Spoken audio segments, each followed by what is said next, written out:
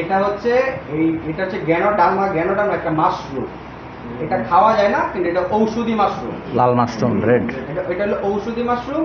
এইটা যাদের স্কিন অবাঞ্ছিত ভাবে, ধরেন আমার এইখানে সাদা আছে স্কিন, এইখানে কালো হয়ে গেছে, ওইখানে হালকা হয়ে গেছে, যেমন স্কিন ডিজিজ হয়ে যায়, প্রবলেম হয়, সেটা এই গ্যানোডার্মা মাশরুম এই লোশনটা নিয়মিত ব্যবহার করলে, এবং কি আপনার যে জায়গায় আপনার প্রবলেম সেই জায়গাটাকে ওয়াশ করতে হবে পরিষ্কার করে প্রতিদিন রাত্রে, এবং দিনে 2 বেলা ইউজ করলে, এই ডে বাই ডে ইউজ করলে আপনার মেলানিনের প্রবলেম বা যে সমস্যাগুলো থাকে ধীরে ধীরে এটা সলভ হয়ে যায়।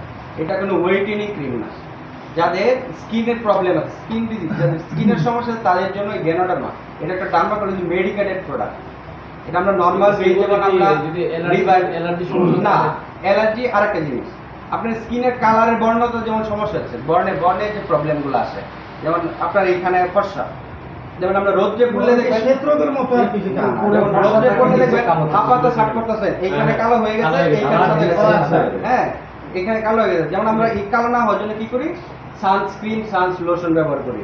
হ্যাঁ, আপনার তো এখানে কালো হয়ে গেছে, এটা আবার সেম কালার আনার জন্য এটা রেগুলার অ্যাডজাস্ট হয়ে যাবে। ওইটা আপনার সেই কালারটা আস্তে আস্তে আবার মিলাই দিয়ে নিয়ে আসবে। ঠিক আছে, ক্লিয়ার?